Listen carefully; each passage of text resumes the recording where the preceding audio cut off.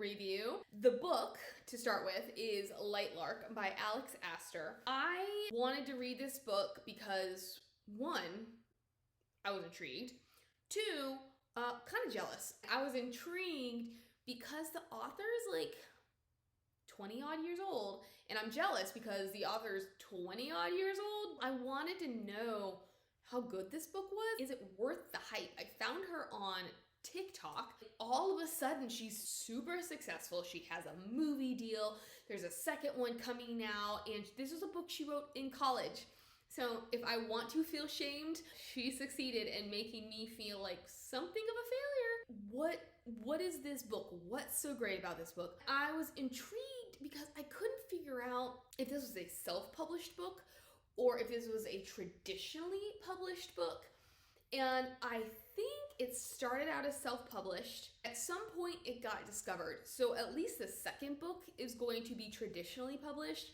Going into this book, I thought it was kind of good. Or one that I retroactively learned was self-published. I was like, okay, look at this girl go. And then we know me, I was like, what's gonna happen in the end? Because there were a lot of red flags for me. There were a lot of moments where I asked questions.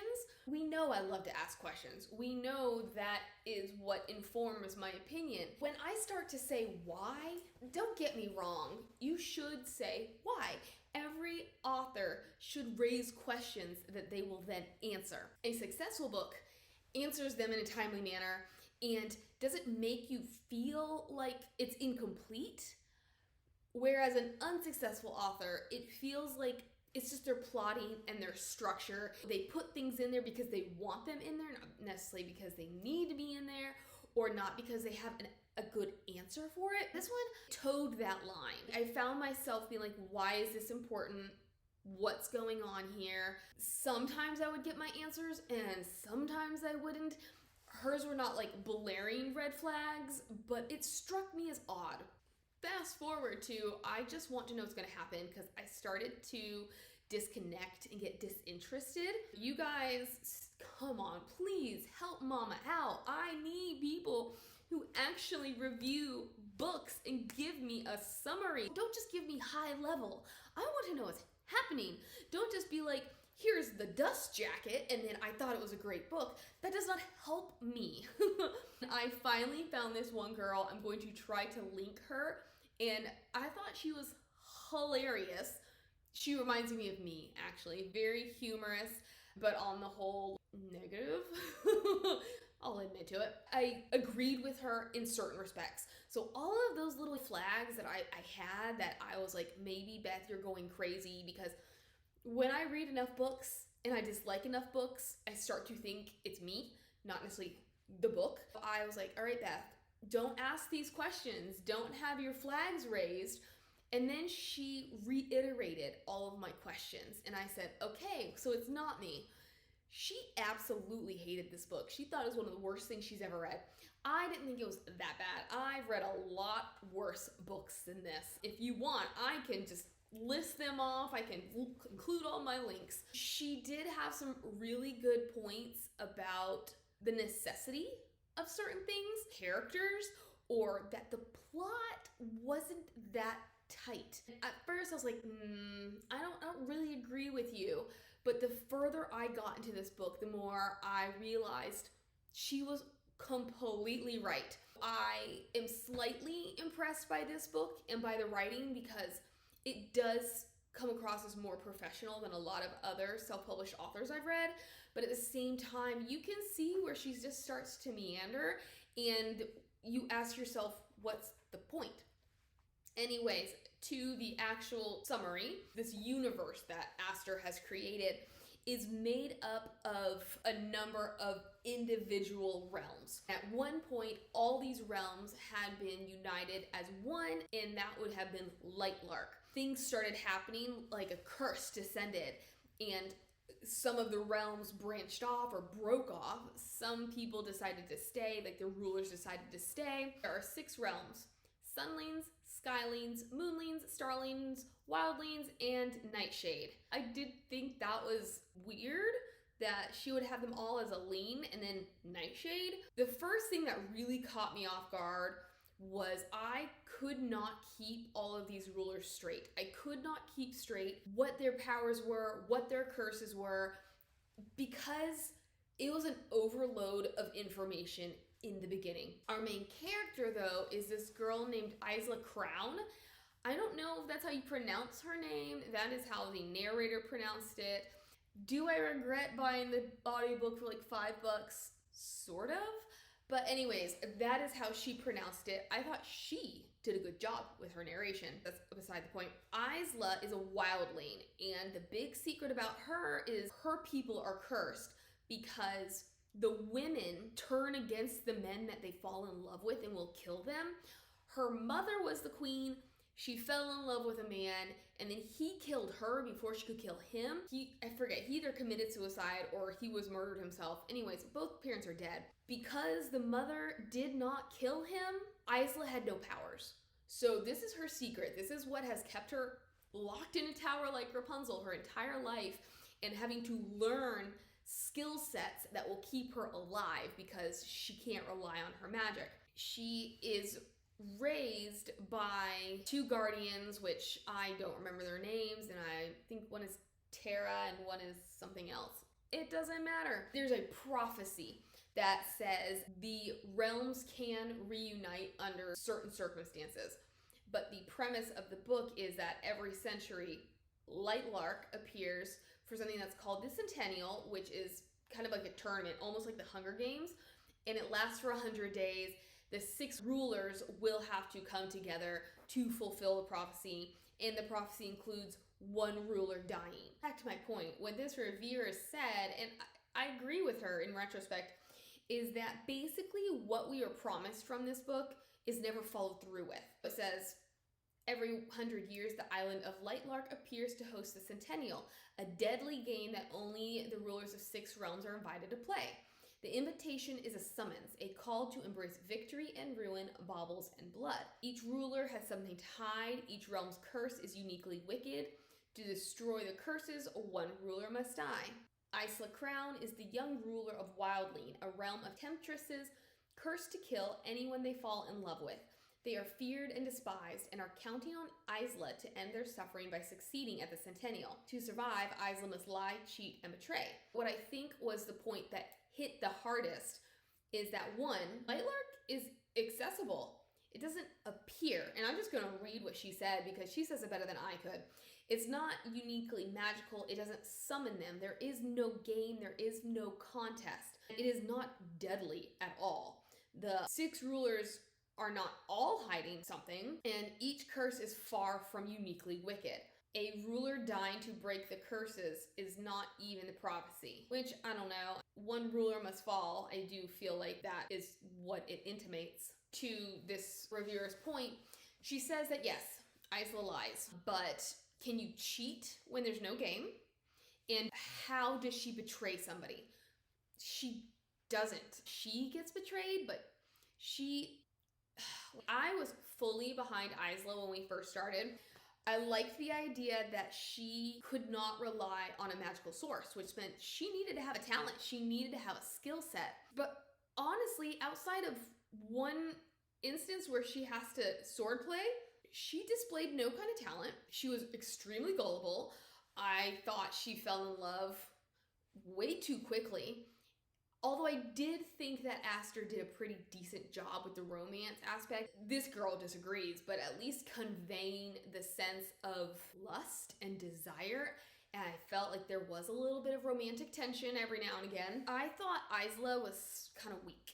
As much as I liked that she had to rely on a different skill set, most of the time, she didn't use her skill sets. They didn't help her. There is this one instance where this thorny bush vine thing attacks her and wraps itself around her. She, because she has no wildling magic, can't defend herself, can't do anything to prevent this. And so when this other character comes over and he's like, why are they doing this to you? You're a wildling. And then he tries to cut her out. She's so weak. When he offers to help get the thorns out of her, the spikes, she's like, oh no, I'll do it on my own. And then she sends him away and sits there and kind of feels sorry for herself as she pulls spines out of her spine. Please explain to me, if this thing is dug so deep into your back, like, how are you able to get it out? You need help. And she just refused to ask for help. This is not going to be one of my best play-by-play reviews. The rulers are who they are, but I didn't mention their names. Their names are Cleo, who is Queen of the Moonlings, Celeste, who is a Starling, Grim, who is a Nightshade, Azul, who is, what is he? He was a 100% worthless character. Like, we did not see him whatsoever. And then when it came to Cleo, she was a bad guy without knowing why she was a bad guy.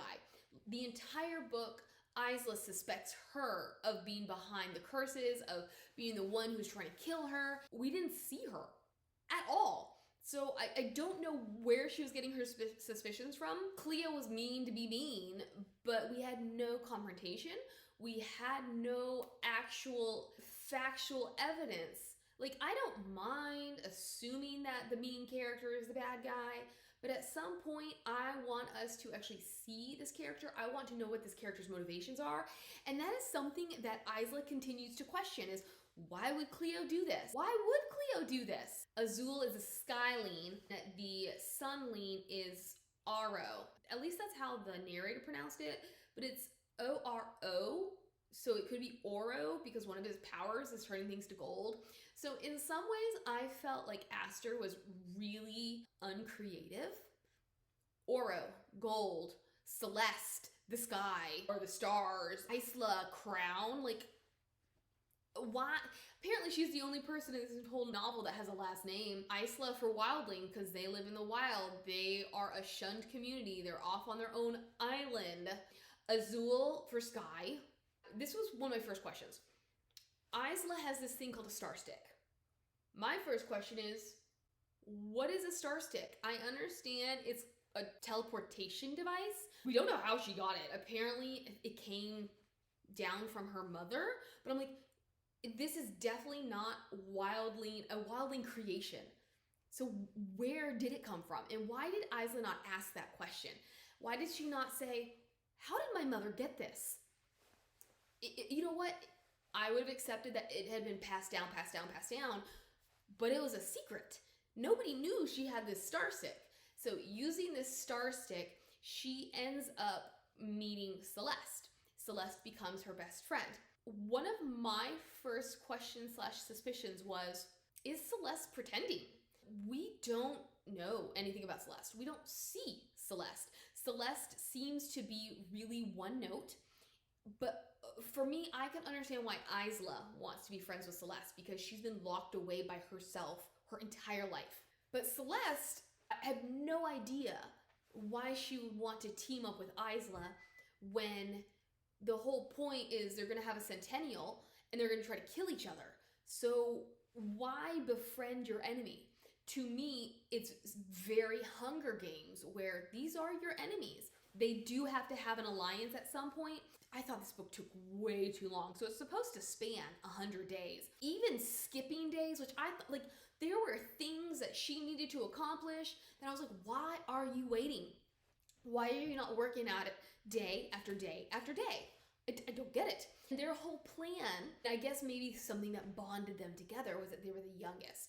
All these other rulers were sort of originals, except for Aro, whose brother had been the original, and he had been set to marry this young woman named Aurora. Something went wrong. She ended up dying. He ended up dying shortly after that. That's when the curses happened. So things began to fall apart. And then sometime later, the curses happened. So this is 500 years after the initial incident. But these other rulers are hundreds of years old because these guys are essentially immortal except for Celeste, whose people, that's their curse, is they die at the age of 25. So maybe they were drawn together because they were the youngest, because they were the newest. But this is when you start to realize that nobody's actually died in the Centennial. So why is it so deadly? Their plan was, let's team up. Let's kind of be mediocre. Are we still getting Hunger Games vibes here? Hopefully at some point we will be teamed up so that we can continue, because they're looking for this thing called a bond breaker, which I continue to call it Realm Breaker or Blade Breaker by Victoria Aveyard, which I need to read those books, but after reading her Red Queen series, I don't know about that. But their plan is, if they are teamed up, it will not look strange that they are working together. But I don't get it. Apparently in the very first Centennial, there was a bloodbath, but the only people who died were the people, the spectators, the common folk. None of the rulers died, but this is why they then said, here are some rules. And the rules are, you cannot kill anybody until the 50th day, and at some point between them, you will be teamed up with somebody else and you cannot kill them. In this book, they have initial pairing, and then Aro is like, oh, we need to repair. You can repair? At what point was this something that was established? There were a lot of holes in her plotting and her logic. So each ruler also has to host an event that displays something. Those displays will then lead to the top two, or the top guy gets to choose his pairing and he gets to choose the other people's pairings. She does very well in the sword fight. She almost beats Aro, and then she realizes, oh, I can't. But I thought it was a really smartly done scene, because you feel like she actually can do it. There's a moment where you're like, he's so much better than her, but then she uses her knowledge to her advantage, and then she says, oh, I can't beat him because I cannot stand out. And then from there, I was just like, what's happening? And there was a really good moment where one of the rulers said, you need to display your power, and she was like, I cannot do that.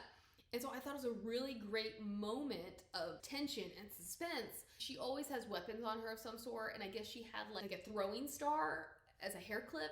It's almost like sleight of hand, where she distracts them by producing this throwing star and, like, you know, throwing it and doing whatever. And I was just like, but did nobody notice that you didn't actually display any power? So what was the whole point of this? Her display was, she required everybody to announce what their realm would bring once everybody was united. Again, I thought it was really pointless. Cleo just walks up, and Cleo's her arch enemy, and she's like, oh, well, we have a fleet. And apparently this is a big deal. And yes, it is a big deal in some respects, because part of her curse, her people's curse, is that even though they are moonlings, starlings, moonlings, sorry, they all blend together at some point. It's all about water, and they can't go near water. Like, the water tries to kill them, so how can they have a fleet of ships if they cannot go near water? What Celeste does is, part of their plan to find the Blade Breaker is apparently Bond Breaker, is that they have to search the libraries of each realm. In order to do that undetected, they have to get the essence of somebody from each realm. So Celeste gets these gloves made out of human skin. She has everybody touch this mirror. This mirror is going to show them their worst fear. They have to battle that and blah, blah, blah. I thought this was going to be a moment where Isla was going to unintentionally shine, or I thought this was going to be a revelation moment. I thought this was going to be a moment, and it wasn't. Essentially, Isla's biggest fear is that she'll be trapped forever. So how is this playing into the plot? We already knew this. We already knew that you have been trapped like Rapunzel, and that's not something you want, which is why you're trying to find this bond breaker, because the bond breaker will break you from your curse. So it really played no purpose, and it was kind of a boring moment, because she basically sees herself fast forwarding through an eternity of being trapped in her room. So then they use that so that Isla, because Celeste, she has no purpose except that she's supposed to be Isla's BFF, and they've teamed up to find this bond breaker, which Isla's doing all the work. Her guardian's initial plan for her to succeed in the Centennial was for her to make Aro fall in love with her. By that, she could have access to his powers or something. And yeah, anyway, so since she's failing to seduce him after a week. They're like, well, okay, we need to get these gloves. And one of my biggest things was it didn't feel like Isla was really in these locations searching. When she goes to the Moonling, she gets in all this trouble because she's detected. And I was a little confused because, as I said, I could not keep track of who was who, what realms they were from. Cleo almost caught her when she was in the Skyline Library. Cleo almost catches her again when she goes to the Moonling Library. This is when I'm wishing, I know it's great suspense, it's great drama, but I'm like, where are we showcasing Isla's abilities? Someone else's demonstration was they had to swim. She was like in her nightgown or something, so she wasn't well protected in these icy waters. I thought it was a little chaotic. And in the end, she gets out of these waters and she is near death. Nobody else is affected this way, so I do not understand. Maybe I missed something because I was listening to it rather than reading it. But I was like, why was she affected so deeply? I kept expecting her to do something outstanding. And anyways, so she is still recovering from this. She shouldn't even be trying to find another library, but she is spotted right away. She is able to evade all these guards, only to learn that Cleo also has a legion on top of her fleet. She gets into the library, but she cannot find the relics. Then she discovers that the relics are under ice. I guess the bond breaker looks like a really long needle or something, and she's like, oh, can't find it. I'm like, you're looking through ice, girl. We're gonna need a little bit more effort than like, oh, nope. Like, if you're in such a rush because they're gonna break down that door, you could very well have missed the bond breaker. Again, it was a good scene because she was in trouble and there was seemingly no way out, but she's like, oh, yeah, but I was prepared for this. I brought my star stick. And I was like, this is an item of convenience. This is not an item that is necessary to this novel because she doesn't really use it for anything. Like, the important reasons, the useful reasons were before the book even opened. So we only saw her uses in flashback. Back to Celeste. My question was, who's Celeste? Why are they friends? Like, what is in it for Celeste? You've not explained to me why Celeste would want to team up with Isla. Turns out, here's the biggest spoiler of them all, Celeste is the bad guy. She is Aurora, and this is when I was just like, first off, her people can only live for 25 years. Second, if all these other rulers are 500 years old, why do they not recognize her? It turns out that because she was at the eye of the incident that created the curses, she was unaffected because what she had done is Aro's brother actually fell in love with her best friend Violet, who was a wildling. She killed Violet. She kills Aro's brother. The reviewer made a really good point where it's like, why is nobody questioning this? She fakes her own death. So at this point, it's looking like the rulers of these different realms are dying. Because she's at the eye of the storm, because she's the cause of the storm, because Isla is thinking this whole time that Cleo created the curses. Nightshades are the only ones who have the gift that is one of their magical abilities is to create curses. So she's thinking that, okay, it's supposed to be a nightshade, but it's actually Cleo. We don't know why Cleo would have done it. Maybe it was explained, but it wasn't a good enough explanation for me to remember. The thought is that maybe Cleo had already found the bond breaker, or she had found the heart. Isla gets paired up with Aro because he needs her to find the heart of Lightlark, because the heart of Lightlark will help them overcome these curses and do whatever. And so he needs her because he doesn't know she has no powers, and so he thinks her wildly magic will benefit them.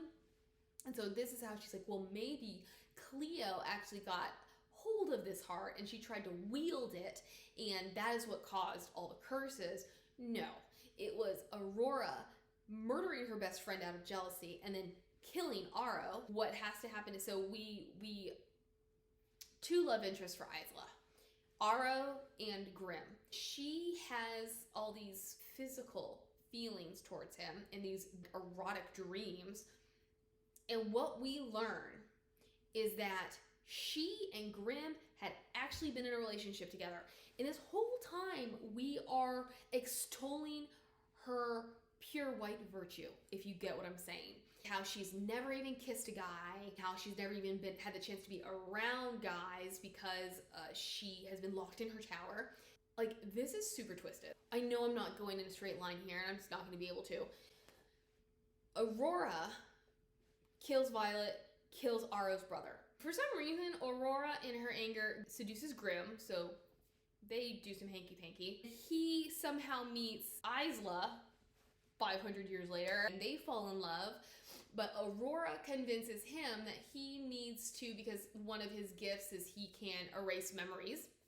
He needs to erase all of Isla's memories of him so that she can then seduce the king, because all Aurora wants is the heart of Lightlark. This is where her caretakers, her guardians come in, because Aurora has also gotten them in on the plot. So their plan for Aurora and the Centennial is actually Aurora's plan. I honestly thought, because I read this before I finished the book, I honestly thought I was gonna hate the Guardians. This whole time with Isla had been a farce, and they really were out to get her the entire time, when really it was more like Aurora comes to them and threatens them with their lives. And they're like, you know, it was the lesser of two evils to get you to get the heart of Lightlark. And it was just kind of a letdown. I wanted everybody to suddenly be against Isla. Because the whole thing was that she needed to seduce the king, because they needed the king to love her so that she could have his powers. But she didn't need to love him back. So why she had to forget all about Grimm just to seduce this other guy? She's a seductress. She can have both if she wants, because monogamy doesn't seem to be a thing, especially for a wildling who's gonna kill the guy she loves anyways. It doesn't make sense. But yeah, there we go. So Aurora is behind everything. She has done everything she can to get Isla to do what she needs, because all of her attempts over the last 500 years to seduce Aro, because she keeps changing her face, have been unsuccessful. But as a wildling, Isla will be able to seduce Aro. And over the course of the novel, apparently they fall in love. So Grimm's whole plan backfires on him, because even though she has all these sexy time dreams about him, she ends up not falling in love with him because he backstabbed her. Fast forward a little bit here, or maybe backtrack a little bit here. When she learns of Celeste's deception, Grimm tells her the truth about this whole thing, how they used to know each other. She escapes to the Wildling Palace, which is the place of mirrors, which I'm like, I don't know. Somehow she was able to get inside, whereas before she had no key. And the key turns out to be the crown she's always wearing. I don't know. I don't care. We're not going to dwell. She'd been hiding out there because at a certain point, Aro decided he needed to pair up with Cleo, because he thought that the heart of Lightlark would be in Moonling country, which he was right, and he thought she could help him, which she couldn't. But in the meantime, he betrays Isla, who finally admits her biggest secret, that she has no powers, and he outs her to everybody. Why he needed to out her to everybody, I really don't know. But he does, and she is so embarrassed, she goes and she hides out in the palace, or the place of mirrors, which I thought there's so much potential in these realms, because not all of the rulers left their realms. The wildlings left, and then their own wildling people who stayed behind turned on them. They turned feral, so I was like, there's so much here. Why did some rulers leave and some rulers stay?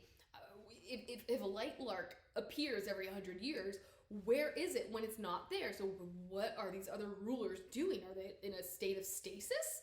When Grimm reveals the truth to her, she races back there. He pursues her. She gets there, and Celeste, who had been staying with her because there had been an attempt on Isla's life that she attributed to Cleo, because it was Cleo's nobility. So they can't kill each other, but that doesn't mean the nobility can't go after these rulers. So she thinks that it was Cleo's direction. only for Celeste to then be attacked and poisoned. I still don't know the truth behind that, but whatever, because I was skipping at this point. Anyways, she gets back to the place of mirrors, and Celeste has the bond breaker. How did Celeste get the bond breaker? Maybe it was part of the stuff that I skipped.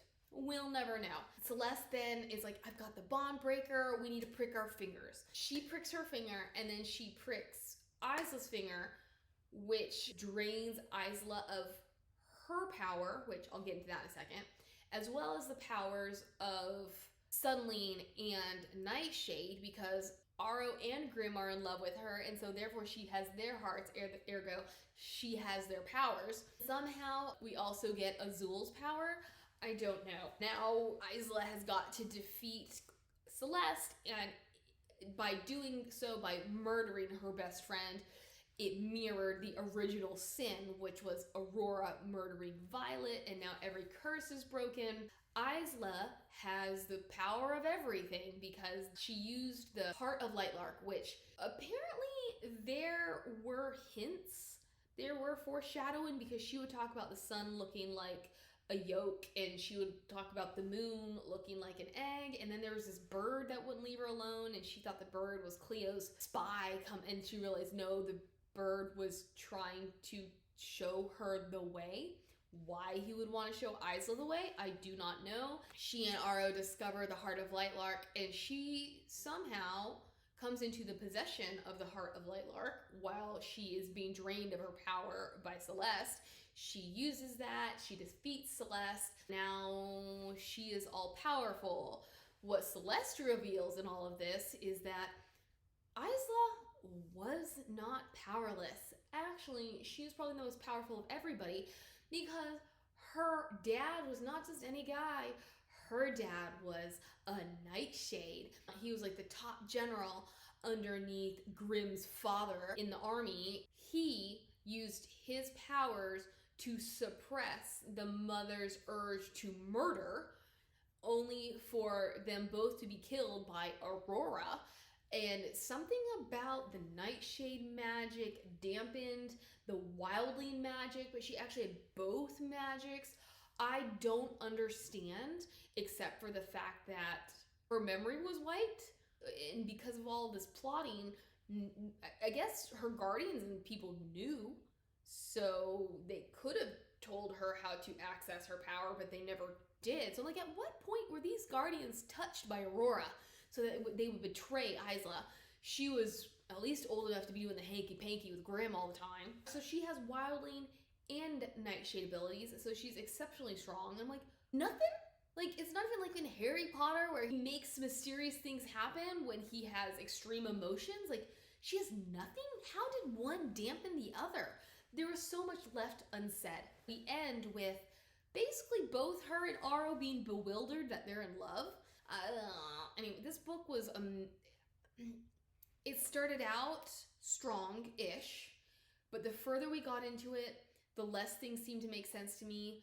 I didn't see how the plot was being moved forward, and I thought the Heart of Lightlark quest overshadowed her Bondbreaker quest.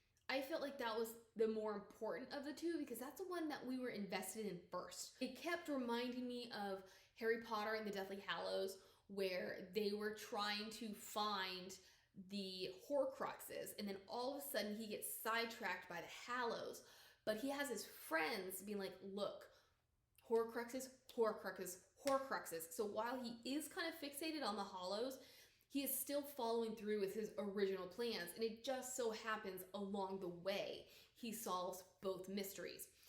Here, it's like she completely gets sidetracked from the Bondbreaker quest. But that was your whole thing. You needed the Bondbreaker in order to win the war.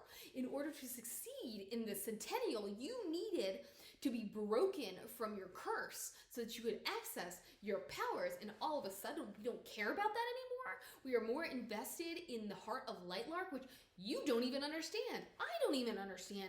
Nobody knows how to access it. You need your powers to be able to access it. At some point, someone's gonna figure out that you don't have powers.